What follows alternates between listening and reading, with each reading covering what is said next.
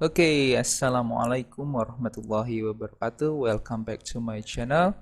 Today we are going to learn about how is networking and some of topics according to networking.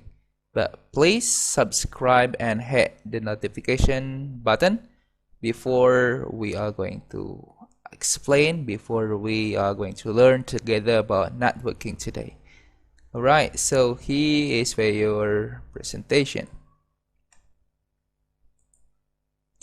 Alright, there are 4 contents on this video. Ada 4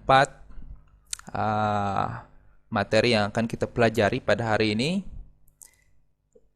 Yang pertama adalah starting a conversation. Kedua, talking about job, showing interest in other people, and the last is exchanging information. Oke, sebelumnya kita sudah menjelaskan tentang starting a conversation pada video sebelumnya, tapi kita akan sedikit review kembali apa itu starting a conversation. Dan juga pada video ini kita akan fokus pada pembahasan kedua, ketiga, keempat, talking about job, membicarakan tentang pekerjaan, showing interest in other people, exchanging information for the last material on this networking contents. Alright, so let's see. Review starting a conversation. Okay. Starting a conversation seperti yang teman-teman sudah ketahui sebelumnya, bahwa starting itu adalah memulai, a conversation adalah percakapan, memulai sebuah percakapan. Jadi ada beberapa hal di sini yang harus teman-teman garis bawahi. Pada video sebelumnya ada 4 ya, ada 4 useful tips atau strategi dalam memulai sebuah percakapan. Di antaranya adalah small talks, moods, address, and occupation. Tapi yang harus teman-teman benar-benar garis bawahi itu adalah 2. Satu, penggunaan small talks, and yang kedua adalah watch out of the mood. Yang pertama adalah small talks. Ingat, small talks is something that is really ordinary, sesuatu yang benar-benar biasa saja, sesuatu yang biasa saja, basa-basi, sesuatu yang biasa teman-teman pakailah itu topik menjadi topik basa-basi teman-teman. Contoh, kita lagi ngobrolin soal apa? Oke lah, kita lagi ngobrolin tentang slide ini. Wah, slide-nya bagus ya, misalkan. Gambarnya bagus ya. Nah, itu kan sesuatu yang biasa. It's not a brilliant thing. Enggak harus sesuatu yang sangat brilliant. Kemudian yang kedua adalah watch out of the mood. Maksudnya ini, perhatikan mood lawan bicara. Jika lawan bicara serius, maka kita pun harus serius. Jika lawan bicara kita cheerful, kita pun harus cheerful atau ceria. Don't forget, starting a conversation doesn't need you to bring a brilliant topic to start. It could be something ordinary. Nah, sekali lagi, sebuah awalan pembicaraan atau basa-basi tidak memerlukan teman-teman untuk membawa sebuah topik yang sangat brilian. Tapi ya, it could be something ordinary, hal-hal yang biasa-biasa saja. Okay, next. Now we are going to continue our session to talking about job. Kita akan ngomongin masalah job. Oke, ingat kita sedang membahas tentang networking. Jadi ini job, talking about job ini ada pada pembahasan kemarin ya, starting a conversation ya. Karena kenapa? Talking about job masih sama saja terkait pada starting a conversation, memulai percakapan. Tapi ada beberapa hal di sini yang perlu teman-teman ketahui. Di antaranya adalah useful tips atau bisa kita ganti dengan strategi. A strategy to talking about job. Sebuah strategi dalam membicarakan sebuah pekerjaan. Ada 5. Yang pertama, be brief and precise. Dalam mengungkapkan atau menginformasikan pekerjaan teman-teman, baiknya teman-teman itu harus brief and precise, jelas, singkat, jelas, dan padat, tidak bertele-tele. Kemudian yang kedua, show how your job benefits people or organization. Tunjukkan bahwa pekerjaan kalian itu ada manfaatnya, bermanfaat bagi lingkungan sekitar atau organisasinya. Kemudian yang ketiga adalah make sure that your description is relevant to the person you are talking to. Jadi ketika lihat ketika teman-teman ini sedang mengajak ngobrol lawan bicara. Lawan bicaranya ini siapa? Satu level kah?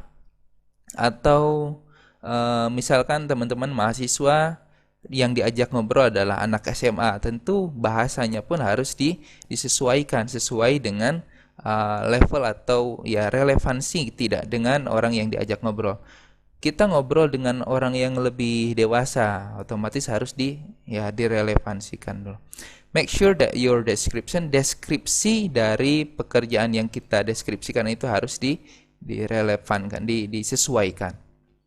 Nah, ini sesuai dengan apa yang kita jelaskan, apa yang kita pelajari pada video sebelumnya, bahwa jika teman-teman menginformasikan, if you are informing your job, maka give a bit of information. Jadi sedikit kasih tahu informasi atau deskripsi terhadap pekerjaan itu. Contoh, well, what do you do exactly? I am a teacher. I teach a student of university. Contohnya seperti itu. Teacher masih umum, tapi guru apa? I teach in a course, misalkan I teach for junior high school or I teach for senior high school dan lain sebagainya. Jadi ada deskripsi setelah pekerjaan yang kalian ungkapkan. Kemudian yang keempat, avoid technical terms or acronym unless talking to fellow expert. Nah, empat ini masih berkaitan dengan nomor 3, di mana teman-teman harus menyesuaikan dengan lawan bicara. Pada nomor 4 ini, hindari istilah-istilah yang berkaitan dengan bidang yang kalian bicarakan. Contoh, jika saya seorang guru, lawan bicara saya adalah seorang sales, contohnya seorang sales. Ketika saya ngomongin tentang pekerjaan saya mencoba buat memberitahu ada beberapa kata singkatan, contohnya akronim ini singkatan RPP atau RPS misalkan. Otomatis lawan bicara akan kebingungan apa yang dimaksud dengan RPS atau RPP karena tidak sebidang. Nah, nomor 4 ini menjelaskan bahwa teman-teman harus menghindari singkatan-singkatan akronim atau terms istilah-istilah terkait pada bidang, kecuali lawan bicara teman-teman ini satu bidang atau seorang ahli, itu nggak jadi masalah. Kelima, accentuate positive aspect. Nah, selalu perlihatkan hal-hal positif dari pekerjaannya. Baik, kita lihat ke sini ada sebuah percakapan sini. Kita akan play dulu. Track 7. Excuse me, are you working on the food aid stand? Yes, can I help you? Well, can you tell me what jobs at food aid involve? There are lots of jobs at Food Aid, which involve doing all sorts of different things. What subject do you study at university? Engineering. Very important for Food Aid. My colleague Hassan Sahin, for example, is a mechanical engineer, and he is responsible for helping farmers in countries such as Chad or Pakistan, where we work as an NGO to drill water wells. An NGO? Sorry, a non-governmental organisation. Right, of course. And what do you do? Well, actually, I'm a lawyer. I'm in charge of managing the legal department, and we make sure that Food Aid understands any legal issues that might crop up in the work it does. I hope I don't sound rude, but you look very young to do that.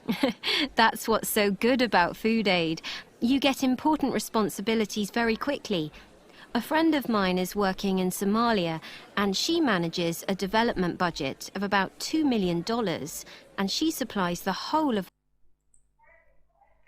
Oke, itu dia ada sedikit cuplikan audio terkait pada conversation talking about job. Oke, kita lihat di sini percakapan antara Jenny Harris with a student of university. Jadi sebuah situasinya adalah Jenny Harris ini ada representatif dari sebuah perusahaan bernama Food Aid, an organization, a charity organization, sebuah organisasi amal yang namanya adalah Food Aid. Dia menghadiri sebuah careers fair, pameran karir di sebuah university. Nah, di sini kita bisa bayangkan seorang student menghampiri Jenny ke standnya Jenny Food Aid ke organizationnya itu. Kemudian kita lihat di sini can you tell me what jobs at Food Aid involve? Kita sekarang akan coba menganalisis apakah Jenny Harris ini menggunakan 5 useful tips atau 5 strategi dalam talking about job. Yang pertama, be brief and precise. Ketika kita menginformasikan apa pekerjaan Anda, harus jelas, singkat, jelas, dan padat. Apakah Jenny Harris menggunakan strategi yang pertama? Ya, menggunakan strategi yang pertama. Mana? Ini dia. Right, of course. And what do you do? Apa yang kamu lakukan? Apa yang kamu kerjakan? Well, actually, I am a lawyer. I am in charge of managing the legal department, and we make the food aid understand any legal issues that might crop up in the work it does. I am a lawyer. Brief and precise. I am in charge of managing bla bla bla. Ini adalah deskripsinya dari pekerjaan si Jenny Harris. Brief and precise. Kemudian show how your job benefit people or organization. Oke, di sini kita lihat ini juga berhubungan dengan nomor 5 accentuate positif, selalu menginformasikan hal yang positif. Coba kita lihat di sini. He is responsible for helping farmer. Ini ada hal yang positif. Menunjukkan manfaat juga dari pekerjaannya. Helping, menolong. He is responsible, dia bertanggung jawab for helping farmers, untuk menolong para petani di bla bla bla. Oke, 2 dan 5 sudah terpenuhi. 3. Make sure that your description is relevant to the person you are talking to. Deskripsi atau pembawaan pembicaraan di sini harus relevansi dengan lawan bicara. Kita lihat, Jenny sedang mengobrol dengan seorang mahasiswa. Otomatis levelnya jauh berbeda, level understanding, pemahaman terhadap pekerjaannya akan jauh berbeda. Maka kita bisa lihat pada percakapan kedua di sini. Well, can you tell me what jobs at Food Aid involve? Apa saja sih pekerjaan yang ada di Food Aid itu? Jenny Harris tidak menunjukkan atau memaparkan seluruh pekerjaan yang ada di Food Aid, tapi dia menyesuaikan bahasanya dengan lawan bicaranya. There are a lot of jobs at Food Aid which involve doing all sort of different things.